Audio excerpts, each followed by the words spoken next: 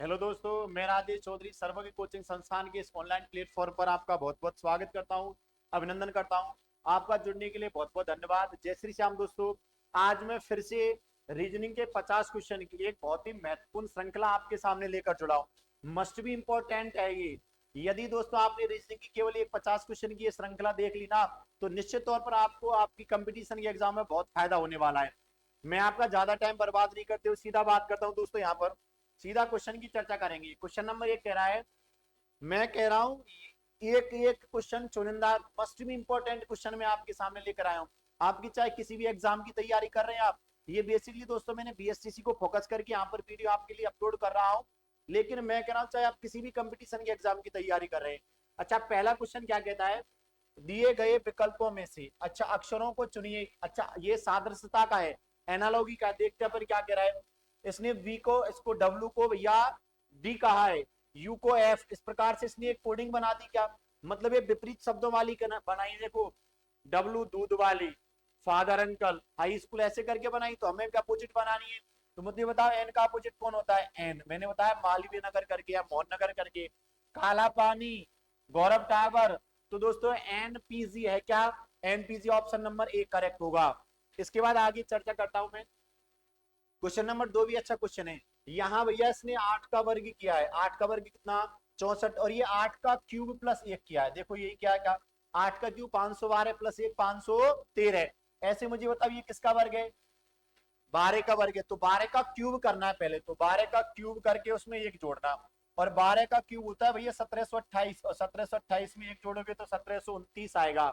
है क्या कोई option, option number B correct है। इसके बाद अगले क्वेश्चन पर चलता हूं। निम्न में से कौन सा विषम है, लल्लू था। देखो इसने दिया है बामन 130 60 78। ये बाकी के सब 13 से विभाजित है, जबकि 60 13 से भाजित नहीं है। 13 चौका बावन, 13 छिक्की 78, 13 गुना 10 130। इसका मतलब ये सब 13 से भाजित थे। इसने एक शब्द दे दिया, डिक्लेयरिंग दे दिया। इसमें पूछा है कि अक्षरों के ऐसे कितने युग्म बन सकते हैं। यदि मैं इन युग्मों को देखूं तो जितने भैया इनके पद उतने अक्षर आ रहे हैं जितने की अंग्रेजी वर्णमाला में आते हैं। तो इसको चेक करने का एक सीधा साधा तरीका मैंने आपको बताया था। प्रत्येक अल्फाबेट को आप पकड़ते जाएं। जैसे मुझे बताओ, यहाँ इसने कहा है डी से चालू करता हूँ। डी से चालू करूंगा तो डी के बाद क्या आएगा, एक जोड़ा तो सीधा ही मिल गया। आगे चलो, और डी के बाद ई एफ जी एच आई जे के एल। और कोई बना क्या, डी से नहीं बना। ई से भी नहीं बनेगा फिर, क्योंकि एफ जी एच आई जे के एल नहीं बना। अब सी से चेक करो। सी के बाद D E F G H I नहीं बना। एल से, एल के बाद M N O P Q बना क्या, नहीं बना। अच्छा आगे जाओ, ए सी, ए के बाद वी सी डी ई नहीं बना। आर एस टी यू आई जे के एन ओ नहीं बना। जी अब मैं वापस आता हूं, एक जोड़ा बना। लेकिन वापस आके चेक करें, एक बार उल्टा भी आना है। जी से उल्टा आऊंगा ना, तो देखो जी के बाद क्या आएगा, एच आई, एक जोड़ा बना क्या, जी से आई वाला जोड़ा बना क्या। और आगे जाओ, आई के बाद जे के एल, तो देखो जी से भी एल बना क्या, एक जोड़ा। अरे बना क्या भैया, बन रहा है। देखो जी एच आई, एक तो ये बन गया। जे के एल, एक ये बन गया। और आगे जाओ, एल के बाद एम एन, और है क्या, नहीं है। एन से देखना, एन के बाद क्या है, N O P Q R S T U नहीं बना। आई जे के एल, आई से एल वाला भी बना क्या, अरे बना है क्या मेरे भैया, बना है। और आगे नहीं बना, आर से देखो आर एस टी नहीं बना। ए बी सी बना क्या, ये से ए बी सी डी नहीं बना। और कोई बनेंगे क्या, नहीं बनेंगे। तो कितने ग्रुप बन रहे हैं इसमें, कितने ग्रुप बन रहे हैं देख लेना। एक तो डी बना, कौन सा बना भैया, डी वाला। एक बना सी आई वाला। एक बना जी एल वाला, कौन सा भैया, जी एल वाला। एक बना इसके बाद आई एल वाला। और एक बना एसी वाला। तो कितने ग्रुप हो गए, पांच। कितने समूह, पांच। है क्या ऑप्शन में, option number D is the correct answer. आया कि नहीं आया समझ में, ऐसे करते इस क्वेश्चन को सॉल्व। अगला क्वेश्चन, क्वेश्चन नंबर 5 की बात करता हूं। इसने एक शब्द दे दिया, ठीक है भैया, शब्द दे दिया। इसने कहा है कि सभी अक्षरों को पहले वर्णमाला के क्रम में जमाइए। इसका मतलब वर्णमाला का क्रम बनाना है। वर्णमाला में ये पहले आता है तो पहले एक को लेकर आओ। शब्द में यदि आ रहा है ना, तो उस एक को पहले लेके आओ। आ रहा है क्या, और अब इस दिया गया शब्द है ना, पहले देखो इसने दिया है शब्द F A I N T E D दिया है, फेंटेड दिया है। अब मुझे पहले इसको वर्णमाला में जमाना है, इसके अक्षरों को। तो एक बार वर्णमाला में जमा लू के अक्षरों को, चलो जमा लेते हैं। देखो सबसे पहले तो कौन आएगा, ए आएगा। फिर ए के बाद कौन आएगा भैया, डी आएगा, डी के बाद कौन आएगा, ई आएगा, ई के बाद एफ आएगा, एफ के बाद कौन आएगा, अच्छा ए आ गया, डी आ गया, ई आ गया, एफ आ गया, कौन आएगा अब, आई आएगा, फिर कौन आएगा, एन आएगा, और फिर लास्ट में कौन आएगा, टी। ये बदला हुआ क्रम है। जैसे उसने कहा है मैंने इन अक्षरों को भैया, इन जो भी अक्षर है ना अल्फाबेट्स, इनको मैंने वर्णमाला के क्रम में जमा लिया, ठीक है। अच्छा मैंने जमाने के बाद कहा है फिर प्रत्येक स्वर को क्या चेंजेस करवा रहे, एक बार जमाओ, फिर जमाने के बाद स्वर को तो भैया अंग्रेजी वर्णमाला की श्रृंखला में अगले अक्षर से, मतलब जो स्वर आएगा ना ए को तो रिप्लेस करना है बी से, ए को किससे रिप्लेस करना है, तो देखो स्वर कितने हैं, एक तो ये है, ए को रिप्लेस करूंगा मैं वी से, और स्वर है क्या ई को रिप्लेस करूंगा एफ से, और है क्या ए ई आई, आई भी है क्या, तो आई को रिप्लेस करूंगा अगले से, आई के बाद कौन आता है जे, ये हो गया रिप्लेसमेंट। अच्छा स्वर का रिप्लेसमेंट कर दिया। फिर इसने कहा है तथा प्रत्येक व्यंजन को अंग्रेजी वर्णमाला में से पहले आने वाले व्यंजन को बदलना पहले आने वाले से, और स्वर को बदलना अगले से। अच्छा मतलब डी से पहले कौन आता है, सी आता है, एफ से पहले कौन आता है, ई आता है, एन से पहले कौन आता है, एम आता है, और टी से पहले कौन आता है, एस आता है। ये परिवर्तन, दो बार परिवर्तन किया इसने। अब परिवर्तन के बाद मुझे बताओ जो नई व्यवस्था बनी, भैया नई व्यवस्था बन गई, ठीक मध्य में कौन आएगा, अच्छा देखो तीन इधर से तीन इधर से, तो ठीक मध्य में कौन आया, ई आया, कौन आया भैया ई, तो ई ऑप्शन है क्या, देखो ऑप्शन नंबर ए में ई होगा। इसके बाद क्वेश्चन नंबर 6 की चर्चा करता हूं। अच्छा ऐसा एक अक्षर बताइए जिसे पूरी तरह से, अच्छा ऐसा है इनमें से कोई एक ऐसा अल्फाबेट्स होगा, यदि मैं दिए गए शब्दों में उसका यूज कर दूं ना तो एक मीनिंग बन जाएगी। एक क्या बनेगी भैया, प्रत्येक शब्द की मीनिंग। तो देखो सी को लगा दूं, बनेगा क्या, कोई नहीं बनेगा, बी से भी नहीं बनेगा, मेरे अनुसार एस से बन रहा है। देखो एस लगाने से स्टिल बन गया, एस लगाने से स्टेबल बन गया, एस लगाने से स्टेप बन गया, स्प्रिंग बन गया, इन सब की मीनिंग निकलती है। इसका मतलब यहाँ पर क्या लगाना है, हमें एस लगाना है। समझ में आया कि नहीं आया, क्या लगाना भैया, S. Option number C is the correct answer. इसके बाद ये देखो लल्लू, मैंने कहा है कुछ क्वेश्चन तो लल्लू आते प्रत्येक एग्जाम में। यहाँ कहा है भैया यदि बादल को सफेद कहें, सफेद को हवा कहें, हवा को नीला कहें, नीला को पानी कहें, तथा पानी को भैया बिजली कहें, कैसी ली बिजली कहें, तो बताइए पक्षी कहाँ उड़ते हैं, अरे पक्षी हवा में उड़ते हैं, कहाँ उड़ते हैं, हवा में, और हवा को क्या कहा है, नीला, कौन सा ला, नीला कहा है। इसका मतलब कौन सा होगा, option number C is the correct answer. अगले क्वेश्चन की बात करता हूं। इसने कहा यदि किसी कूट भाषा में ऑपरेशन, पहले दे दिया भैया ऑपरेशन, ऑपरेशन को इसने कोई शब्द दे दिया ऐसे करके VWDATXPV के रूप में लिखा जाता है, ऐसे फिर दे दिया भैया पेरेंट, इसको क्या लिखा जाता है, इसको लिख दिया इसने WTATZX, ऐसे कुछ लिख दिया के रूप में लिखा जाता है। तो बता भैया ऑडियंस को क्या लिखा जाएगा। मुझे पहले तो इसमें ये समझना है क्या दिए गए अक्षरों के बीच कोई कोडिंग बैठती है क्या, तो निश्चित तौर पर यहाँ कोई कोडिंग नहीं बैठ रही है, उसने सीधा सीधा ऐसे किया है, वो है ना वो, तो वो को देखो इसने क्या लिखा, बी लिखा है, ओ को क्या लिखा भैया बी, ओ को क्या लिखा है वी लिखा है, तो हमारा भी यहाँ बी है क्या, ओ का मतलब क्या लिखेंगे हम, बी। ऑप्शन से चेक कर लें। अच्छा बी तो 3 में है, और आगे चलें, चलो आर कितने नंबर पे, 1 2 3 4, तो 3 में देखो कोडिंग में क्या आया 1 2 3 4, क्या लिखा भैया आर को, ए लिखा, आर है क्या मेरे काम का, ए है, ठीक है। और कौन है, आई है, आई को चेक करूं तो इसमें देखना पीछे से तीसरा है, पहला दूसरा तीसरा, तो पीछे से तीसरा कौन है, पी बनता है। VAP वाला कोई ग्रुप है क्या, देखो BAP इसमें है, और है क्या किसी में, नहीं है, तो BAP वाला मतलब ये वाला ऑप्शन क्या होगा, सही होगा। इसमें ज्यादा चेक करने की कोई आवश्यकता नहीं है, हालांकि चेक कर सकते हो, ई है। अच्छा ई कौन से में आ रहा है, इसमें भी आ रहा, पहला दूसरा तीसरा, तो ई को तीसरा क्या कहेगा, डी कहेगा, तो देखो डी आ रहा वैसे भी VAPD, तो ऑप्शन नंबर निश्चित तौर पर कौन सा करेक्ट होगा, E option is the correct answer. इसके बाद क्वेश्चन नंबर 9 की चर्चा करता हूं। उस पद का चयन करो जो निम्नलिखित श्रृंखला को पूरा करता है। निश्चित तौर पर ये वाला क्वेश्चन आता है नॉर्मल तरीके का, इसको समझना क्या किया इसने भैया, ओ के बाद एन लिखा, मतलब यहाँ पर 15 से पहले वाला लिखा है, ओ के बाद क्या लिखा भैया, एन लिखा, आर से पहले पी लिखा, टी से पहले एस लिखा, डब्ल्यू से पहले डब्ल्यू लिखा, ये तो दोनों सिमिलर लिख दिए। तो यहाँ पर यदि देखोगे ना तो लास्ट वाली जो श्रृंखला लगती है उसको देखना, यहाँ यदि मैं चलू ना तो 14 से कितना बढ़ाया, अरे 14 से कितना बढ़ाया, 4 बढ़ाया, 14 और 4 18। इसके बाद देखो ना यहाँ आर से प्लस पी पर आ गया, और पी से कितना बढ़ाया, 16 और 4 कितना 20, फिर देखो एस से कितना बढ़ाया 20 19 आ गया, इसका नंबर कितना 19, और 19 और 4 कितना 23। तो लास्ट में डब्ल्यू है, तो भैया 23 से भी कितना बढ़ाना है 4, और 23 और 4 कितना 27, 27 पर कौन आता है ए। अच्छा, दो ऑप्शन है, यहाँ पर दो ऑप्शन निकलते हैं, लेकिन यहाँ पर डिफरेंस देख लो। चलो 15 14 एक का है, यहाँ कितने का है 16 17, यहाँ दो का है, यहाँ एक का है, यहाँ कितने का है 0 का। इसका और यहाँ देखना आगे भी जाना। चलो मैं यदि यहाँ पर मान लेता हूँ ए और बी वाला, तो मुझे तो भैया दो बढ़ाना है ना। देखना बी के बाद दो बढ़ाऊंगा तभी तो 6 आएगा, पक्की बात है ना। तो इसके मतलब ए के साथ कौन आएगा वी आएगा। यदि मैं ए के साथ सी को ले लेता हूँ, तो बढ़ाओ 4, 4 बढ़ाने पड़ो 3 और 4 7, 7 पर तो कौन आएगा जी आना चाहिए, जबकि जी है क्या एफ है, एफ है ना, तो निश्चित तौर पर कौन आएगा ए के साथ वी ही आएगा। आया कि नहीं आया समझ में।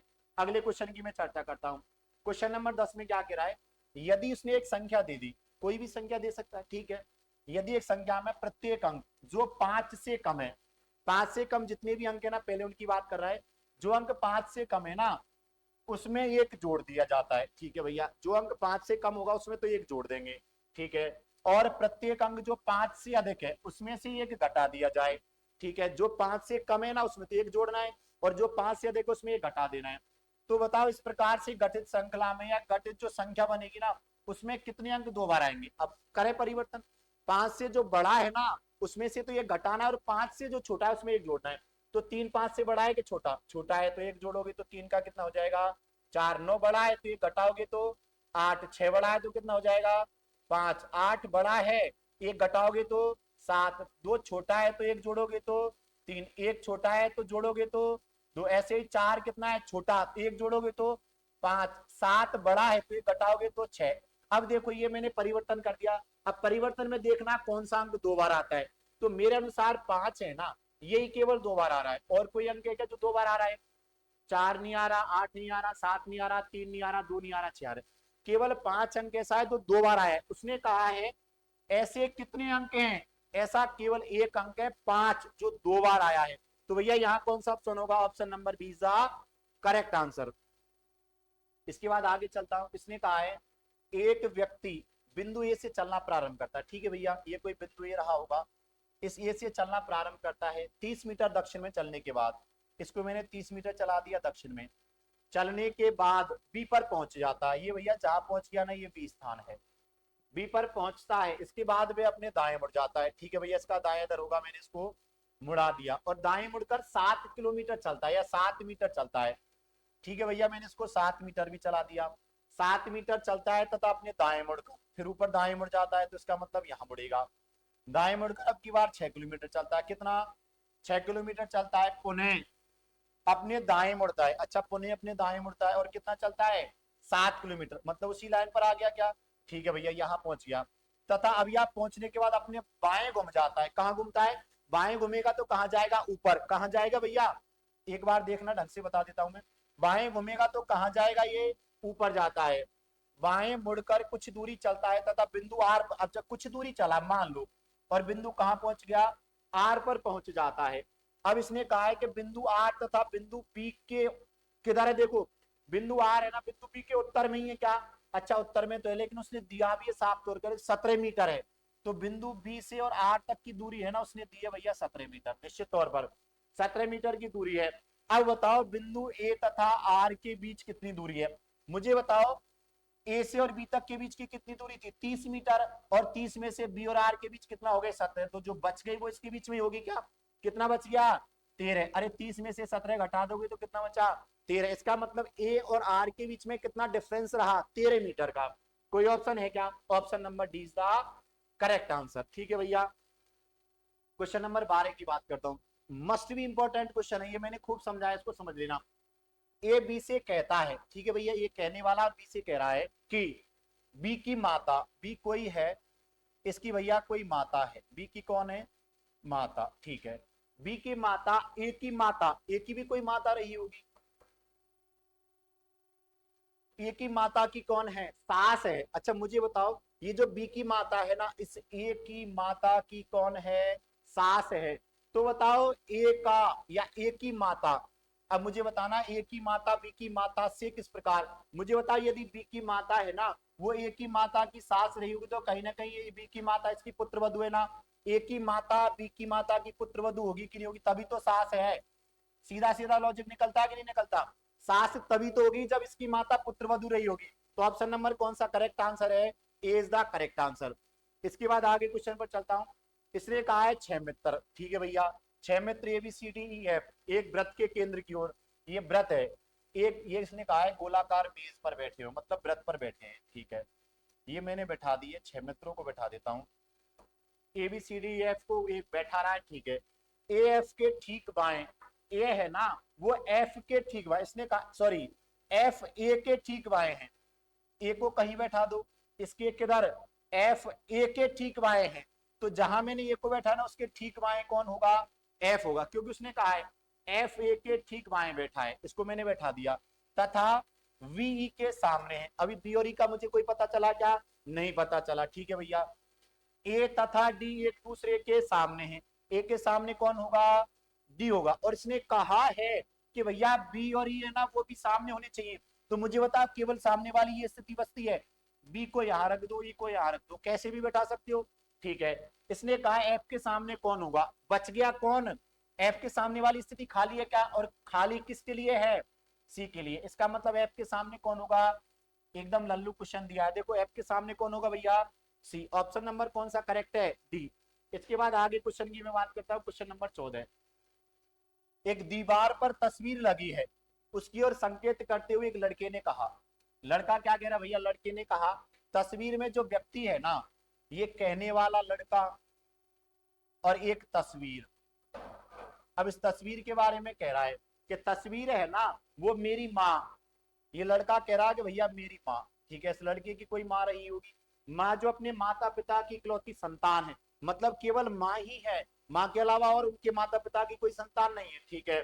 मतलब ये माँ के माता पिता की इकलौती संतान कौन आ जाएगी, घूम फिर के माँ ही आ जाएगी, इकलौती संतान कौन आ जाएगी, माँ के पिता। अच्छा फिर कह रहा है कि माँ के पिता के दामाद, माँ के पिता के दामाद कौन होंगे, तुम मुझे बताओ, माँ के पिता, माँ के पिता के दामाद निश्चित तौर पर इस माँ का पति होगा क्या, माँ के पिता का दामाद कौन होता है, जैसे मान लो मैं हूं और मेरे पिता, यदि लेडीज की फॉर्मेल हो ना, यदि कोई लेडीज है, लेडीज के पिता और उसके दामाद निश्चित तौर पर इस लेडीज के पति होंगे कि नहीं होंगे, होंगे।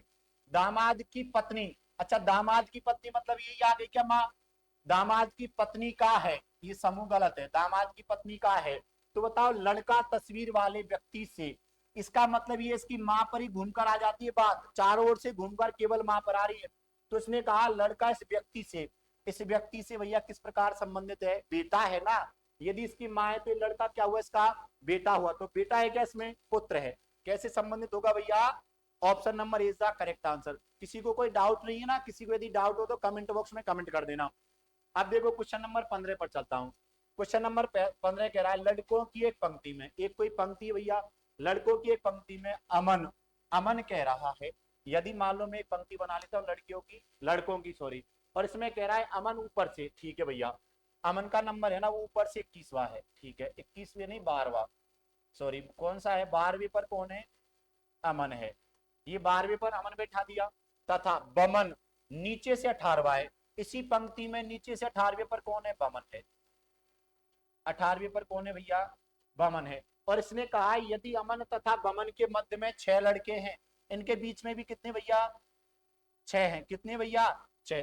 तो मुझे बता पंक्ति में अधिकतम कितने बच्चे बैठ सकते हैं, तो 12 तो इससे पहले, 18 से पहले, ये हो गया 12 और 18 यहाँ तक, और 6 के बीच में, तो टोटल कितने बच्चे हो गए, 12 और 18 30 और 6 कितने हो गए भैया, 36 हो गए। तो 36 कोई ऑप्शन है क्या, अरे 12 तो अमन तक, नीचे से 18 बमन तक, और इनके बीच में 6, इसका मतलब टोटल कितने हो गए, 12 18 30 और 6 36, कोई ऑप्शन है क्या, option number B is the correct answer.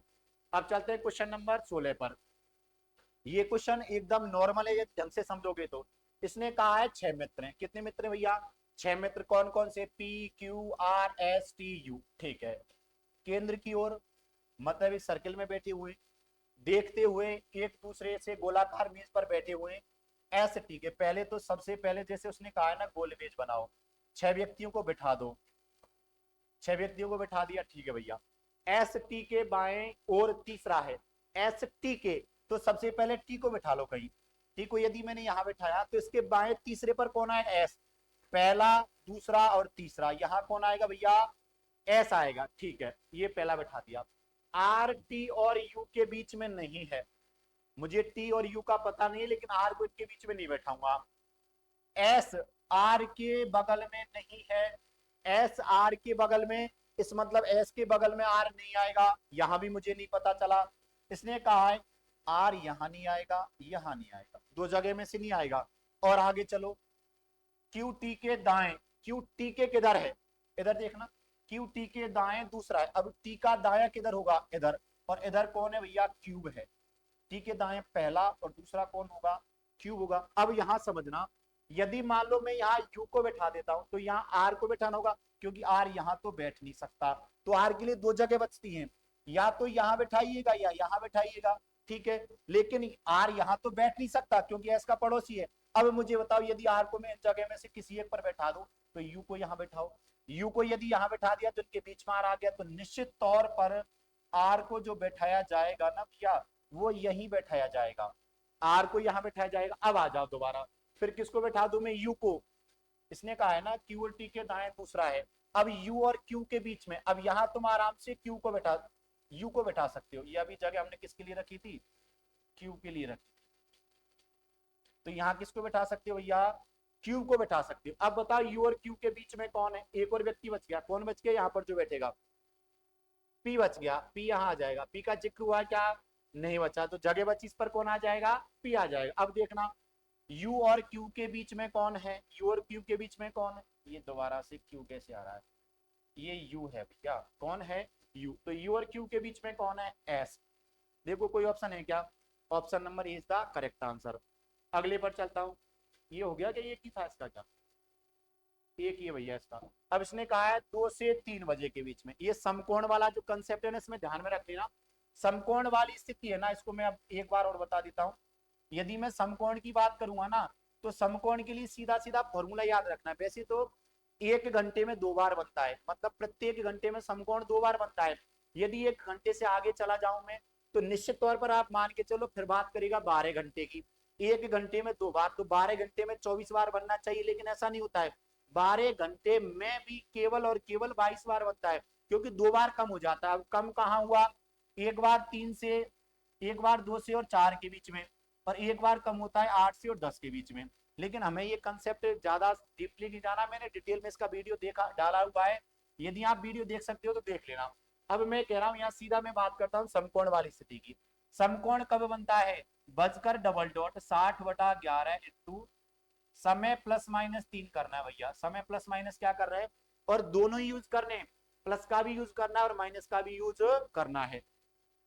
अब इसने कहा है कि 2 से 3 बजे के बीच में, मतलब या तो समय 2 बजकर हो रहा होगा, 2 से 3 बजे के बीच में तो 2 बजकर हो रहा होगा, हमें केवल यहाँ मिनट निकालनी है। तो देखो करते हैं बात भैया, 60/11 इंटू समय कितना है 2, तो 2 प्लस करो एक बार, तो 2 + 3 मतलब कितना हो जाएगा 5, और 5 गुना 60 को करोगे तो 300 हो जाएगा। कितना हो जाएगा, 300/11, 5 गुना 60 300 हो जाएगा, 6×5 300, 300/11। अच्छा भाग दे के देखते हैं, चलो 11 दूना 22, कितना बचा 8, 80 हो गया, 11 7 77, कितना बचा 3, 3/11, मतलब एक तो समय निकलेगा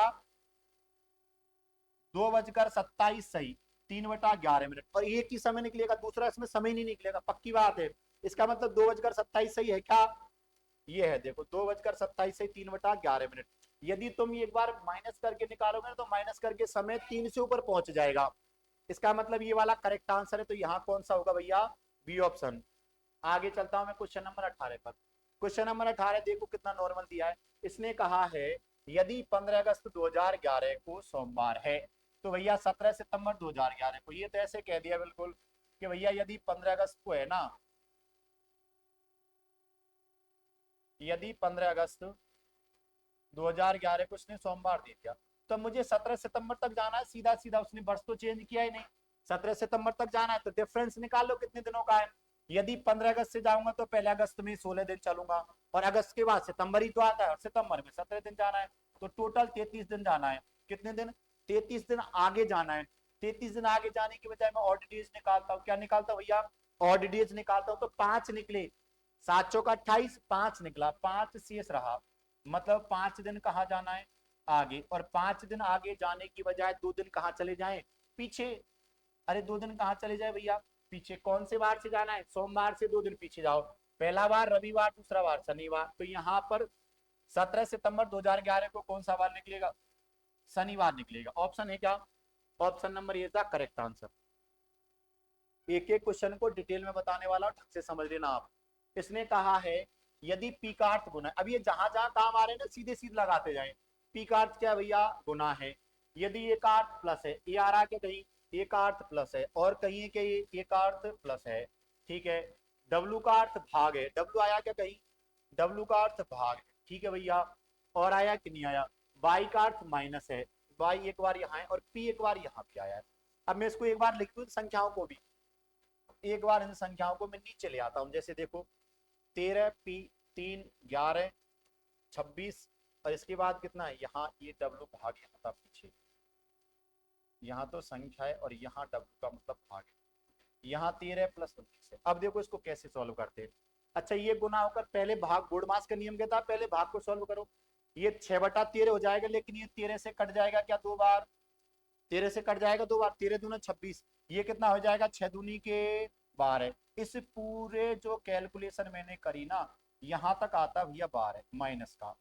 अच्छा पहले इधर भी कर लो, ये कितना हो जाएगा 13 3 39 प्लस 11 माइनस 12 प्लस कितना है उधर 19 है, प्लस कितना है 19। अच्छा अब पहले प्लस वाली को अलग निकाल लो, माइनस वाली को अलग निकाल लो। यदि निकालना चाहो और नहीं निकालना चाहो ना, तो 11 प्लस का 1 माइनस का, या देखो ये 19 है, ये माइनस का 12 है, तो प्लस का 7 बचा, कितना बचा प्लस का 39 और 11 कितना हो गया 50, 50 और 7 57 हो गया। कितना बचा भैया 57। है क्या कोई ऑप्शन, सी में है 57, लेकिन ये देखो नया खेल, सी में है 57 लेकिन सी को कहां दे रखा है, डी में, डबल ऑप्शन बना दिए। तो यहाँ पर ऑप्शन कौन सा सही होगा, D is the correct answer. देख लो ये इतना ध्यान करेगा क्वेश्चन। इसके बाद देखो क्वेश्चन नंबर कह रहा है निम्नलिखित समीकरण को संतुलित करने पर ये जो चिन्ह है ना किस प्रकार से लगाए जाए, समीकरण भी संतुलित हो जाए, चिन्हों को भी चेंज कर लेना। ये तो बिल्कुल नॉर्मल होगा मेरे हिसाब से। इसने दिया ये पहला स्टार कोई काम का नहीं है तुम्हारे, ये भैया 24 स्टार 6 स्टार 8 स्टार 32 है। अब इन चिन्ह को यदि मैं चेंज करूँ ना तो सीधा है, मैं क्या लगा सकता हूँ इसमें, 24 प्लस कर लें एक बार पहले, 24 प्लस 16 और माइनस कर लेते हैं 8 बराबर 32। देखो हो रहा है क्या, 24 और 16 कितना हो गया 40, 40 में से 8 घटाया 32, ठीक है क्या कोई प्लस माइनस बराबर, प्लस माइनस बराबर। Option number B is the correct. इसी प्रकार से करना है डीलिंग से। अच्छा ऑप्शन नंबर कौन सा है, बी है। क्वेश्चन नंबर 21 पर चलता हूं। ए तथा बी की कुल आयु, ठीक है भैया, बी तथा सी है, ए तथा बी की कुल आयु बी तथा सी की कुल आयु से अधिक है, ये है सी की कुल आयु से अधिक है। बताएं सी तथा ए कितने, अच्छा ये 12 वर्ष छोटा है। यदि ए और सी के बीच में ना 12, ये ऐसे करना है, ए और बी की आयु का औसत दिया है इसने, कुछ भी रहा होगा, और बी और सी की आयु का औसत दे दिया, कुछ भी रहा होगा। लेकिन ये कह रहा कि इनका जो औसत है ना इससे 12 वर्ष कम है। 12 वर्ष क्या भैया, तो बी तो यहाँ भी है, बी यहाँ भी है, जो भी कम है किसकी वजह से, केवल ए और सी की वजह से। तो ये वाली ज्यादा है इस सी से, तो कितना छोटा होगा 12 वर्ष छोटा होगा। यही तो पूछा है, थोड़ा सा लैंग्वेज में चेंजेस हो गया। इसने पूछा है सी ए से कितने वर्ष छोटा है, तो ये 12 वर्ष छोटा है, थोड़ा सा लैंग्वेज फॉन्ट चेंज हो गया इसका। यहाँ पर तुम्हें ये मान के चलना है कि ऑप्शन नंबर कितना होगा इसमें, सी करेक्टली। तुमने पेपर तुम्हारे पास होगा देख लेना। अब मैं बात करता हूँ क्वेश्चन नंबर 22 की। किसी कक्षा में 50 तो लड़कियों 70 लड़कों ने मिलकर एक संगीत कार्यक्रम, एक कक्षा थी जिसमें 50 लड़की थी 70 लड़के थे, उनने भैया मिलकर एक संगीत कार्यक्रम का आयोजन किया, ठीक है भैया। इसने कहा यदि 40% लड़कियों ने भाग लिया, पहले तो मुझे बताओ 50 लड़कियों में से 40% लड़कियों ने भाग लिया, तो भाग 50 के 40% मतलब कितना निकलेगा, निकाल लो। 50 का 40% आराम से खूब तुम निकाल सकते हो। ये 2 जीरो से 2 जीरो कट गए, मतलब 20 लड़कियों ने भाग लिया। लड़की कितनी भाग ले रही भैया 20, और 70 लड़कों में से 50% लड़कों ने, तो लड़कों ने कितनों ने भाग लिया 50% मतलब 35 लड़कों ने भाग लिया, ठीक है। ये तो भाग लिया ना, तो मुझे बताओ कुल कितने विद्यार्थियों ने। अब मुझे बताओ 20 तो लड़के और 25 लड़के, तो कुल कितना भाग ले रहे भैया 55। कितना भाग ले रहे हैं 55। कुल में से कितने में से, प्रतिशत पूछा है ना, कितने में से 120 में से, ये परसेंटेज निकालना होता है। जीरो से जीरो कटी 550, बटा कितना है 12। देखिए देखो 12 चौका 48, 4 बार भाग गया, कितना बचा 7, 70 हो गया। इसके बाद 12 चौका 12 पंजे 60, 5 बार जाएगा, 12 पंजे 60, कितना बचा 10 बच गया। इसके बाद 12 अट्ठे 96, लगभग 45.8 आता है। कोई है क्या 45.8?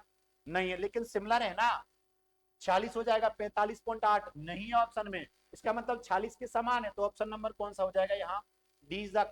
कभी कभी ऐसा भी दे देता है वो, निश्चित तौर पर ऐसा समझ लेना 45.8 भले ऑप्शन में नहीं है लेकिन उसके नजदीक है क्या, 46 तो है। उसने यही कहा था लगभग, देखो ये भी देख लो, मैंने नहीं पढ़ा लेकिन कोई मामला निकला ना, उसने कहा लगभग कितने प्रतिशत, तो लगभग में तो भैया कितने हैं 46 है।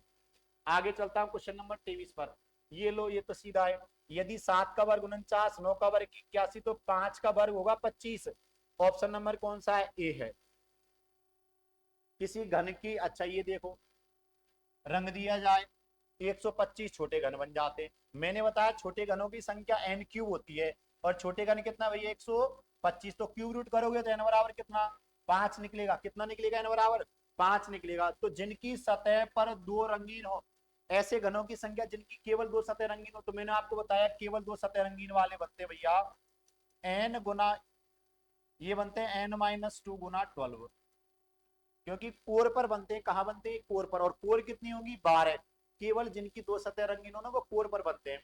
और कोर कितनी होगी भैया 12। अच्छा n का मान कितना है? 5 में से 2 घटाओ, गुना किससे करना है 12 से, ये कितना हो गया 3 12 कितने होंगे 36 होंगे। ऐसे कितने घन होंगे 36 जिनकी केवल दो सतह रंगीन हो।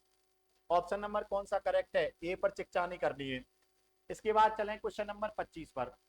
ये क्या कहा इसने? एक वैनारिक के बारे में पूछा है, त्रिकोण षटकोण और ज्यामितीय। अच्छा त्रिकोण भी ज्यामितीय आकृति है, षटकोण भी ज्यामितीय आकृति है। त्रिकोण अलग है, 3 भुजाओं से घिरी हुई आकृति तो त्रिकोण है, और 6 भुजाओं से घिरी हुई आकृति कौन है? षटकोण। तो दोनों अलग है लेकिन दोनों ही ज्यामितीय आकृतियां हैं। ये आएगा ऑप्शन नंबर सी। ये क्या कर रखा है? ऑप्शन नंबर सी होगा। ठीक है भैया। क्वेश्चन नंबर 26, ये अच्छा क्वेश्चन है, ये जिसने भी किया है ना उसने ये मानो कथन निष्कर्ष समझ लिया ढंग से। ये कह रहा है कोई भी बहादुर कायर नहीं होता। बहादुर अलग है, कायर अलग है, क्योंकि इसने कहा है कोई भी बहादुर है ना वो भैया कायर नहीं होता। ठीक है, अलग अलग बनेगा। कुछ सिपाही कायर होते हैं, कुछ सिपाही क्या दे दिए इसने? कायर दे दिए। समझ लेना, कुछ सिपाही क्या दे दिए? कायर। ये मैंने इनका एक डायग्राम बना दिया। अब ये कह रहा है कोई सिपाही कायर नहीं होता। ऐसा हो सकता है क्या कुछ सिपाही कायर है? तो ये जो कह रहा है ये गलत कह रहा है क्या? बिल्कुल साफ तौर पर गलत कह रहा है, पागल बनाता है। सभी सिपाही बहादुर होते हैं, ऐसा होगा क्या? ये जो कायर है वो कभी बहादुर हो सकते हैं क्या? नहीं। तो भैया ये भी क्या होगा? गलत। इसने कहा है कुछ सिपाही बहादुर नहीं होते। जो सिपाही कायर है ना ये कुछ, ये कभी बहादुर हो सकते हैं क्या? नहीं हो सकते। तो भैया इसने ये बात तो सही कह दी कि जो कुछ सिपाही जो कायर है ये बहादुर हो सकते हैं क्या? नहीं हो सकते। तो भैया ये तो इसने सही कहा है। ठीक है, आगे देखते हैं। कुछ सिपाही बहादुर होते हैं, ये भी कोई संभवता नहीं, इसमें भी मैं बता नहीं पा रहा हूं। तो ये क्या होगा भैया? केवल एक सही है, option number C is the correct answer. Question number 26 में सी करेक्ट है। इसके बाद आगे ये भी देख लो और भी मजेदार। कुछ चाबियां ताले हैं। ठीक है भैया, कुछ चाबियां क्या हैं? ताले हैं। इसके बाद कहा है कुछ ताले दराज हैं। कुछ ताले क्या है भैया? दराज हैं। सभी दराजे मेज हैं। सभी दराजों को मैं क्या मान लेता हूँ? मेज मान लेता हूँ। ठीक है, डायग्राम बन गया। इसके बाद कह रहा है कोई भी, ये क्या लिख देता है पता नहीं, कोई भी दराज मेज नहीं है। ऐसा है क्या कोई भी दराज मेज नहीं है? ये तो इसने गलत कहा, साफ तौर पर गलत है। अरे कोई भी दराज मेज नहीं, ऐसा क्या? सभी दराज मेज है तो गलत कह रहा है। कम से कम कुछ अरे यार ये तो गलत है भाई। इसने कहा है, ये थोड़ा सा अलग है, इसमें मैं एक बार देख लेता हूँ पेपर में क्या है। क्वेश्चन नंबर 27, क्वेश्चन नंबर 27 में कहा है कोई भी चाबी दराज नहीं है। ये देखो ये इसने कहा है ना, कोई भी चाबी के लिए कहा है, कोई भी चाबी दराज नहीं है, कम से कम कुछ चाबी दराज है। ठीक है, ये था देखो, इसने कहा है कोई भी चाबी दराज नहीं है। ठीक है, मैं मान लेता हूँ कोई भी चाबी दराज नहीं है, लेकिन ऐसे भी तो बन सकता था ये डायग्राम, कुछ चाबियां ताले हैं। ठीक है भैया, कुछ दराज मेज हैं, सॉरी कुछ ताले दराज हैं, कुछ ताले क्या हैं? दराज। और भैया सभी दराज मेज हैं, ऐसे भी बन सकता था क्या? यदि ऐसे बन सकता था ना यदि ये डायग्राम बनाया तब तो ये आपकी बात गलत होती है कि कोई भी चाबी दराज नहीं है। यहाँ तो ठीक है, लेकिन यहाँ हो सकता है क्या, कोई भी चाबी दराज हो सकती है क्या? देखो, यदि मैं बना के चलूं तो ऐसे डायग्राम बन सकता है ना दराज वाला, तो यहाँ हो सकती है क्या बात? ठीक है भैया, ये हो भी सकती है, यहाँ गलत भी है और सही भी है, इसको मैं गलत मान लूं। कम से कम कुछ चाबी दराज है, या तो कोई भी चाबी दराज नहीं होगी या कोई भी चाबी दराज होगी। या तो आप इसको सही मानो या भैया इसको सही मानना पड़ेगा। आप ना तो दोनों को गलत मान सकते ना दोनों को सही मान सकते। ये नकेशन वाली है, या तो या आइदर और वाली कंडीशन लगती है, तब आपको दोनों में से किसी एक को सही मानना है। केवल एक निष्कर्ष नहीं मानता, केवल ये गलत है। अच्छा ये सही है, या तो एक सही होगा या दो क्या होगा भैया, दोनों में से कोई एक सही होगा, या तो एक सही होगा या दो सही होगा। इसके बाद क्वेश्चन नंबर 28 की मैं बात करता हूं। ये देखो ये क्या लिख देता है, इसमें लिखा है भैया पीला, ये तो ऐसे लिखेगा, मैं लिख देता हूं। इसमें लिखा है सफेद और इसमें लिखा है लाल, ये पीला है, इसमें फिर सफेद है, देख नहीं रहा होगा आपको, ये सफेद है, ये काला है और ये पीला है। ये डायग्राम बनाया है। इसने कहा है बताइए कौन सा रंग लाल के सामने आएगा। देखो यहाँ भी देखोगे तो सफेद कॉमन, सफेद कॉमन, पीला कॉमन, पीला कॉमन, तो बच गए वो आपस में क्या होंगे, विपरीत होंगे। अरे बच गए वो आपस में क्या होंगे, विपरीत। तो भैया लाल के विपरीत कौन आएगा, काला। लाल के विपरीत कौन आएगा, काला। तो ऑप्शन नंबर कौन सा है, सी। इसके बाद आगे चलें क्वेश्चन नंबर 30 में। निम्न में से कौन सा वैनारिक पुलिस चोर और अपराधी, पुलिस चोर और अपराधी कॉमन है। चोर क्या होते हैं, अपराधी होते हैं, ये तो पुलिस अलग होगी। चोर और चोर क्या होंगे भैया, अपराधी। कोई है क्या option, option number C is the correct answer. Question number 30 कह रहा है क्या नेपाल जैसे छोटे देशों के पास रक्षा सेवाएं होना चाहिए। मस्ट भी इंपॉर्टेंट कंसेप्ट चलेगा यहाँ। क्या कह रहा है भैया, क्या नेपाल जैसे छोटे देशों के पास रक्षा सेवा होना चाहिए। ठीक है, अपने इसका कथन मान लिया। कह रहा है कि भैया नेपाल जैसे छोटे देश के पास रक्षा सेवा होना चाहिए। अब मैं तर्क की बात कर रहा हूँ। नहीं, अन्य देश हिंसा पर भरोसा नहीं रखते, इसने अन्य देशों की हिंसा की बात करी क्या, नहीं करी, तो ये वाला गलत होगा निश्चित तौर पर।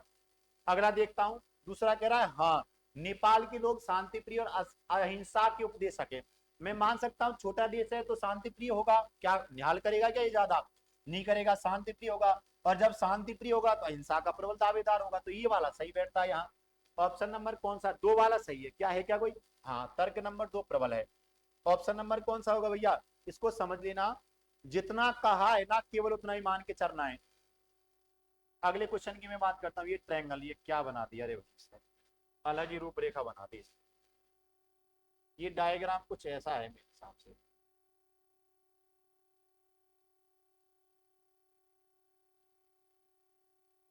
ये दो में है और एक दो तीन, इस प्रकार से इसमें ट्रायंगल गिनने। तो मैंने आपको बताया आधार के भाग की, तो आधार में गिनती लिख दो, एक दो तीन चार पांच, एक और दो तीन और तीन छह और चार 10 और पांच 5, इस आधार पर कितने 15। अरे कितने बनेंगे भैया 15, इस पर एक और दो, इस पर कितने बनेंगे तीन, एक दो तीन, इस पर कितने बनेंगे 6। तो टोटल कितने ट्रायंगल गिनी, देखो 15 और 6 21, 21 और 3 24, कितने भैया 24 ट्रायंगल बनेंगे। तो ऑप्शन नंबर कौन सा करेक्ट है, बी। एक बार आप ढंग से दे रही हो तो कुछ नहीं लगा, ये देखना। क्वेश्चन नंबर 33 देखो, 33 क्या कह रहा है, कितनी बतखें कम से कम, ये तो देखो आनंद आ गया। ये कह रहा है कितनी बतखें कम से कम एक फॉर्मेशन में हम चला सकते हैं, तैरा सकते हैं।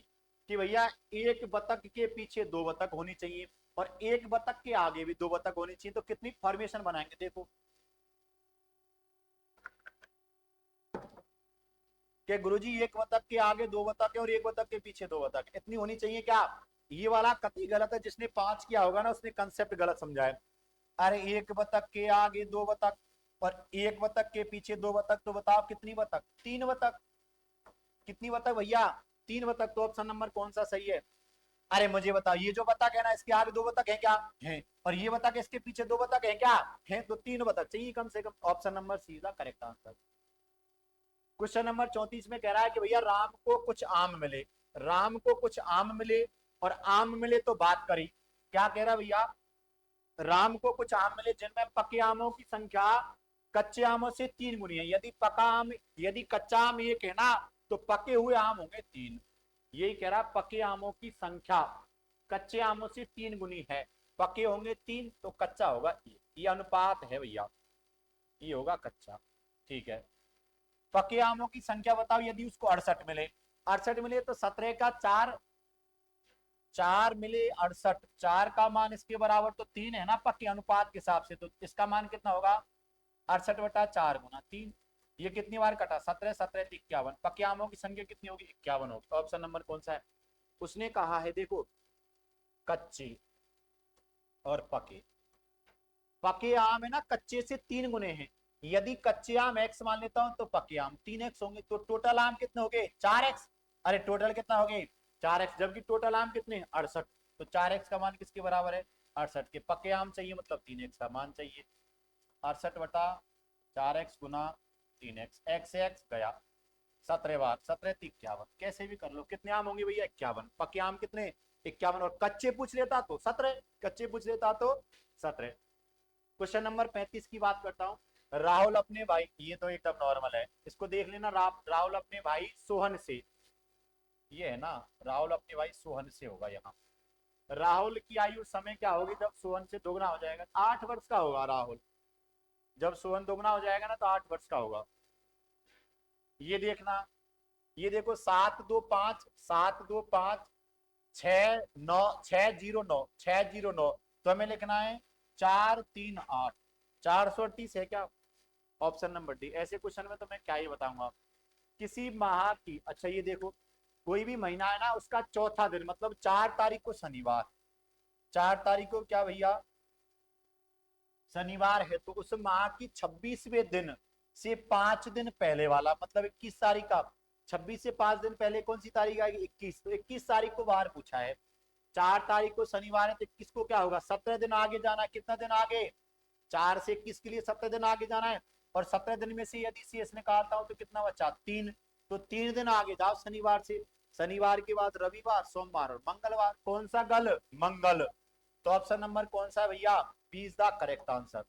लाल पेन से लगा देता हूं, चलो कौन सा बार होगा भैया मंगल, क्योंकि 3 दिन आगे जाना है, शनिवार से 3 दिन आगे जाओगे, शनिवार के बाद रविवार, सोमवार और कौन सा बार आएगा मंगलवार। Option number B is the correct answer. यही तो कहा उसने चौथा दिन, मतलब 4 तारीख को शनिवार है तो 26 तारीख से 5 दिन पहले, तो 21 तारीख को पूछा है, 21 तारीख को कौन सा बार निकला मंगलवार। क्वेश्चन नंबर 38 की बात करता हूँ, भयंकर तगड़ा क्वेश्चन है ये जिसने कर लिया ना इसका मतलब उसने निश्चित तौर पर क्रम परीक्षण को ढंग से पढ़ा है।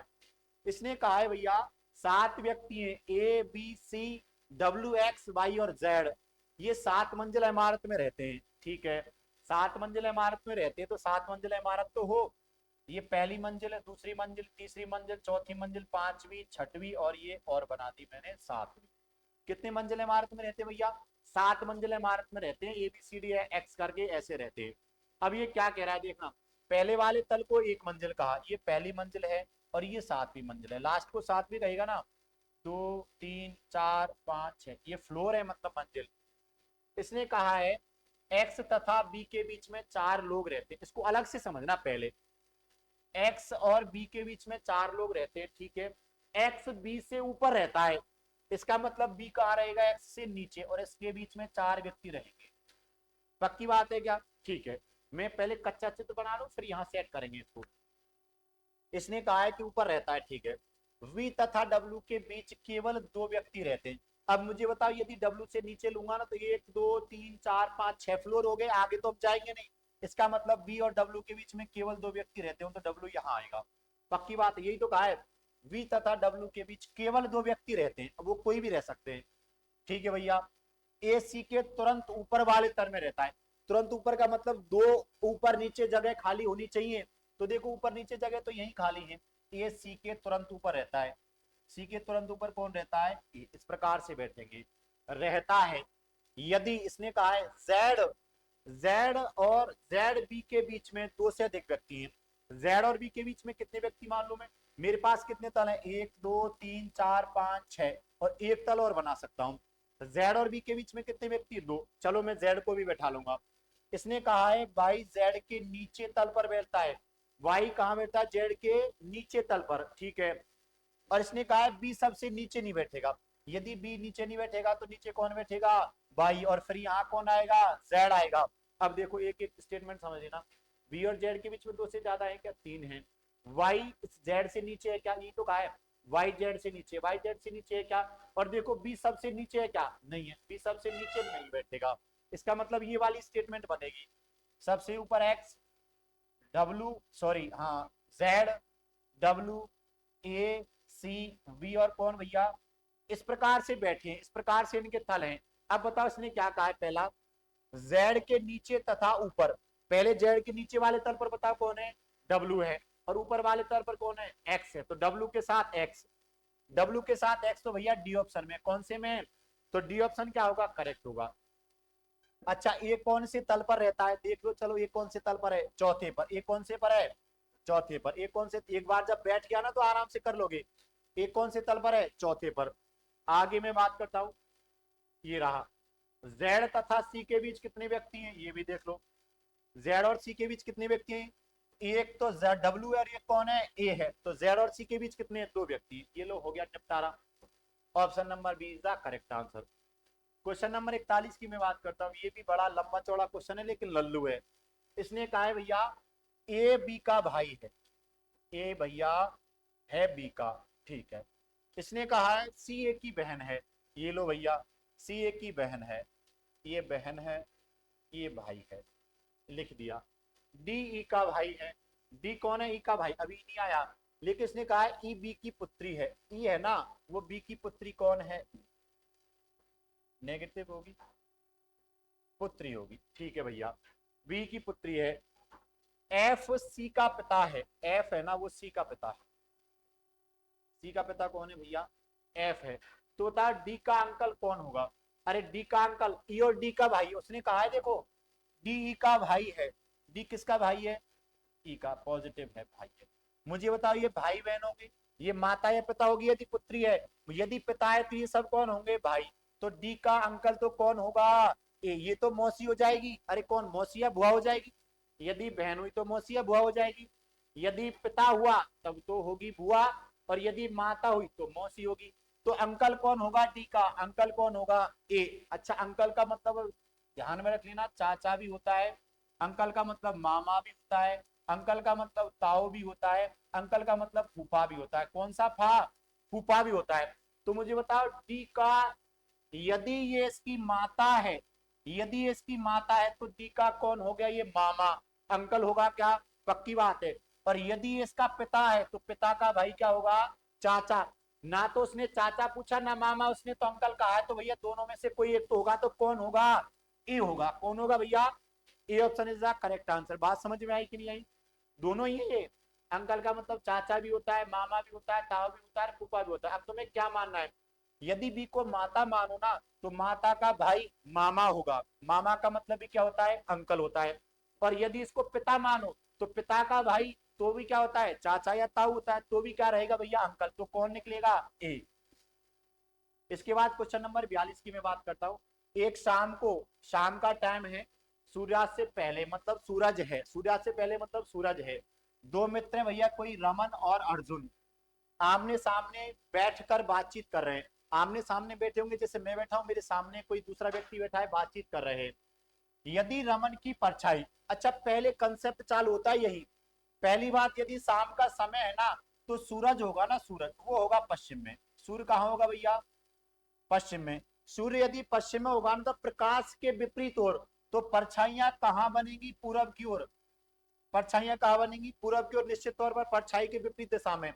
यदि रमन की परछाई, यदि रमन की परछाई उसकी बाईं ओर पड़ती है, जैसे मान लो मैं हूं ना तो मेरी परछाई मेरे बाएं पड़ती है, तो मेरे बाएं यदि पड़ेगी ना तो निश्चित तौर पर सूरज पश्चिम की ओर है ना, तो मेरी परछाई मेरे बाएं तब पड़ेगी जब मेरा इस तरीके से होगा। इधर देखना, मुझे बताओ यदि मैं इस तरीके से बैठा हूँ, ये यदि मैं रमन कौन हूं, तो मेरा इधर वाला, ये देखो यदि मैं ऐसे हूं तो मेरा इधर वाला भाग कौन सा है, बाया, इधर वाला भाग कौन सा है। अब मुझे बताओ यदि इधर से सूरज इधर से अपनी ऊर्जा देगा तो मेरी परछाई मेरे बाएं बनेगी, इसका मतलब मेरा मुंह है ना भैया इस दिशा में होना चाहिए, दक्षिण दिशा है, कौन सी है। और मेरे सामने जो आदमी बैठा हुआ है ना अर्जुन, वो ऐसे बैठा होगा, ये कौन बैठा होगा भैया, अर्जुन बैठा होगा, निश्चित तौर पर अर्जुन होगा, क्योंकि रमन के सामने है अर्जुन। ये इनको मैंने बैठा दिया, ठीक है, पढ़ रही है। तो अर्जुन की पीठ, दिमाग लगाया बंदे ने, ये नहीं कहा अर्जुन का मुंह, अर्जुन का मुंह तो सीधा तुम बता देते कि भैया यदि इसका मुंह दक्षिण में तो इसका मुंह उत्तर में होगा, लेकिन इसने कहा है पीठ। यदि मेरा मुंह उत्तर की ओर है तो मेरी पीठ कहाँ होगी, दक्षिण की ओर होगी। तो यहाँ पर भैया अर्जुन की पीठ किस दिशा में है, दक्षिण की ओर है। कोई ऑप्शन है क्या, है ऑप्शन नंबर कौन सा, D is the correct answer. Perfect question है ये। इसके बाद आगे बात करते हैं। देखो एक श्रृंखला दे दी इसने, ये तो नॉर्मल है। इसने श्रृंखला दे दी, कितने अंक है जो अपनी दाईं ओर, ऐसे कितने अंक है जो अपनी दाईं ओर दी गई संख्या से पूरी तरह विभाजित होते हैं। चेक कर लेंगे एक एक को, चलो। मतलब अपनी दाईं तरफ वाली से वो विभाजित होना चाहिए। देखो इसका मतलब 5 6 से विभाजित है क्या, नहीं है। देखो 3 से विभाजित है क्या, 6 है। अपनी दाईं तरफ वाली से विभाजित है, एक जोड़ा बना। आगे चलो, ये 4 2 से विभाजित, 2 से ऐसे विभाजित है क्या, 2 4 से, नहीं है, तो ये जोड़ा नहीं बनेगा। लेकिन आगे देखता जाऊंगा, 8 8 से विभाजित है क्या, 8 8 से विभाजित है क्या, और आगे चलो 6 6 से विभाजित है क्या, 8 है क्या, और देखो और कोई ऑप्शन है क्या, नहीं है। तो कितने जोड़े बन रहे हैं, 1 2 3 4 और 5। कितने जोड़े बने भैया ऐसे, और कोई रहा है क्या, मेरे अनुसार तो नहीं रहा। एक एक को मैंने चेक कर लिया, कोई भी इसमें नहीं रहा। अपनी दाएं तरफ वाली से विभाजित होना चाहिए, तो कितने जोड़े, 5 बने। ऑप्शन नंबर कौन सा होगा, B is the correct answer. इसके बाद बात करता हूं मैं क्वेश्चन नंबर 44 की। ये कह रहा है निम्न में से कौन सा एक अनुक्रम में नहीं आता। ये निश्चित तौर पर दोस्तों यहाँ पर हमें एक गलत संख्या को पहचानना है।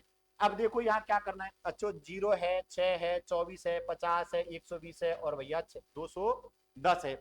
यहाँ निश्चित तौर पर एक पैटर्न फॉलो हो रहा है, उस पैटर्न को समझना है। मैं बताऊं क्या, इसने किया है पहले 1 का क्यूब माइनस 1, 1 का क्यूब कितना होगा 1, और 1 में से 1 घटाऊंगा तो 0। यहाँ इसने किया है भैया 2 का क्यूब माइनस 2, 2 का क्यूब कितना होगा 8, और 8 में से 2 घटाऊंगा तो 6। यहाँ किया है भैया 3 का क्यूब माइनस 3, तो 3 का क्यूब कितना 27, और 27 में से 3 घटाऊंगा तो 24। तो यहाँ आना चाहिए था 4 का क्यूब माइनस 4, 4 का क्यूब कितना होगा 64, और 64 में से 4 घटाओगे तो कितना आएगा 60 आना चाहिए था, लेकिन 50 है। चलो आगे देख लेते हैं ये पैटर्न आता है क्या। यहाँ आना चाहिए था 5 का क्यूब माइनस 5, और 5 का क्यूब कितना आएगा 125 में से 5 घटाऊंगा तो कितना आया 120 है क्या। 6 का क्यूब कितना होगा 216, और 216 में से 6 घटाऊंगा तो कितना आएगा 200। यहाँ गलत कौन है भैया, जिसकी वजह से श्रृंखला गलत हो रही है, कौन है 50। ऑप्शन है क्या, ऑप्शन नंबर कौन सा होगा, B is the correct answer. इसके बाद बात करते हैं अगले क्वेश्चन की, ये भी देख लो। अगला पद पूछा है इसमें, ये कईयों से गलत हुआ होगा, पता ही नहीं चला होगा सतुना क्या बन रहा है। इधर देखना, यहाँ मेरे भैया डिफरेंस कितना है, एक, ये डिफरेंस वाला ही समझना। यहाँ डिफरेंस कितना है 3 है, यहाँ डिफरेंस कितना है 4 है, यहाँ डिफरेंस कितना है 7 है, यहाँ डिफरेंस कितना है 11 है, यहाँ डिफरेंस कितना होगा पता नहीं चला। लेकिन इसको यदि गहराई से, अच्छा देखो यहाँ तो गुरुजी 2 का अंतर है, यहाँ 1 का अंतर है, यहाँ 3 का है, यहाँ 4 का है, क्या लॉजिक है। यहाँ भैया लॉजिक कुछ नहीं है, केवल आपको बेवकूफ बना रहे हैं। इधर देखना, इसने 1 और 3 को जोड़ा तो डिफरेंस कितना दे दिया 4, 3 और 4 को जोड़ा तो डिफरेंस कितना दे दिया 7, 4 और 7 को जोड़ा तो कितना डिफरेंस दे दिया 11। तो हमें किसको जोड़ना 7 और 11 को, 7 और 11 कितना 18। तो किसका डिफरेंस आएगा भैया 18 का, मतलब 28 में कितना जोड़ देना 18, और 28 में 18 जोड़ोगे तो 46 आएगा, कितना आएगा 46। कोई ऑप्शन है क्या, option number see the correct answer है। यदि ढंग से देखोगे ना तब बैठ जाएगा ये क्वेश्चन। अब आगे बात करता हूं मैं क्वेश्चन नंबर 46 की। इसने शब्द दे दिया विक्ट्री, विक्ट्री को ऐसे कहा है, देखो इस BIC है ना, इसको लिख दिया CIB, ऐसे ही किया है मेरे अनुसार, ऐसे ही किया है। इससे T को लिख दिया इसने S, सिंगल शब्द को।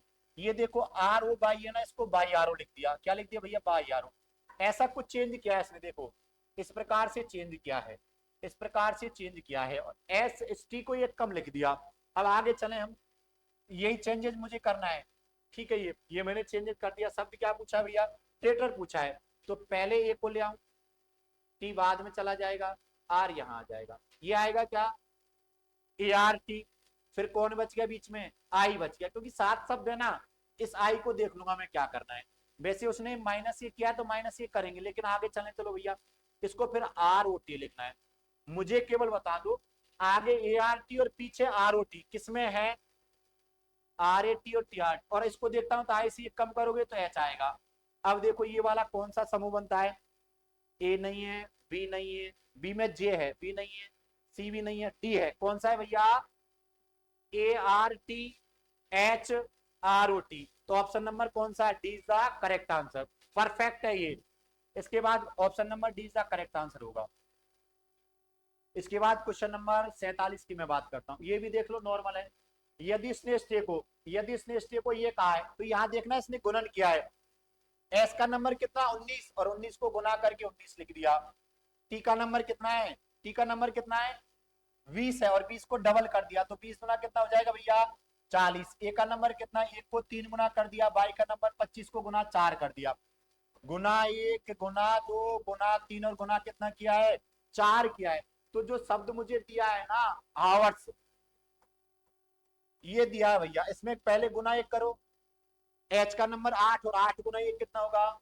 8। अब की बार गुना 2 करना है। ओ का नंबर कितना? 15। 15 दूना 30। इसके बाद यू का नंबर 21, 21 या 63, कितना होगा भैया? 63। और आर का नंबर कितना? 18। 18 चौका, क्योंकि इसने किया गुना 1 गुना 2 गुना 3 और गुना 4, इस प्रकार से किया। तो ये कोई ऑप्शन है क्या? 8 30 63 72, 8 30 63 78, ये तो गलत है। 8 30 60 नहीं है, 8 30 63 72। ऑप्शन नंबर कौन सा है? अरे कौन सा ऑप्शन है भैया? Option number C is the correct answer. इसके बाद बात करता हूं क्वेश्चन नंबर 48 की। क्वेश्चन नंबर 48 की मैं बात करता हूं। इसने कहा है निम्न में से अच्छा, ये दे दिया भैया, कुछ शब्द दे दिए, इनको समूह में जमाना है। पहले दिया निदान, दूसरा दिया चिकित्सक, तीसरा दिया बीमारी, चौथा दिया इलाज, और पांचवा दिया स्वास्थ्य लाभ। अब इनमें से पहले कौन सी चीज आएगी? निदान आएगा, चिकित्सक आएगा, बीमारी आएगी, इलाज आएगा, कि स्वास्थ्य आएगा? पहले बीमार होगा। कौन होगा भैया? इंसान बीमार। और बीमार हो जाएगा ना, तो उसको चिकित्सक के पास ले जाएंगे। बीमार को किसके पास ले जाएंगे? डॉक्टर के पास। और डॉक्टर करवाएगा जांच। जांच को बोलते हैं निदान, परख करना। जांच को क्या बोलेंगे? निदान। तो भैया उसके बाद करवाएगा वो जांच, और जांच करने के बाद करेगा वो इलाज। अरे जांच करने के बाद क्या करेगा? इलाज। और जब इलाज कर देगा तो हम क्या हो जाएंगे? स्वस्थ। इसके बाद कौन आएगा? 5। तो 3 2 1 4 5 है क्या कोई ऑप्शन? 3 2 1 4 5, ऑप्शन नंबर कौन सा? इसके बाद आगे क्वेश्चन पर चलता हूं। अच्छा, इसने एक शब्द दे दिया, निम्न में से कौन सा नहीं बनाया जा सकता? तो ये तो नॉर्मल सा है। इसमें मेरे अनुसार ये बन जाएगा। ए नहीं है इसमें। ए है क्या? नहीं है, तो ऑप्शन नंबर बी नहीं बनेगा। ये क्रिएट वाला है ना, ये नहीं बनेगा। Option number B is the correct answer. इसके बाद बात करता हूँ क्वेश्चन नंबर 50 की। एक समूह दे दिया, इसमें से छांटना है कि अलग कौन सा है।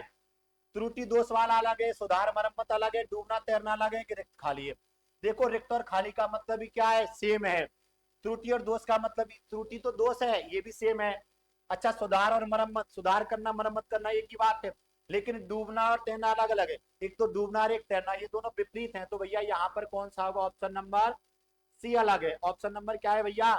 सी अलग है। तो यहाँ पर option number C is the correct answer. तो दोस्तों, मैं यहाँ पर आपके लिए पूरे रीजनिंग के 50 क्वेश्चन का सॉल्यूशन लेकर आया हूँ।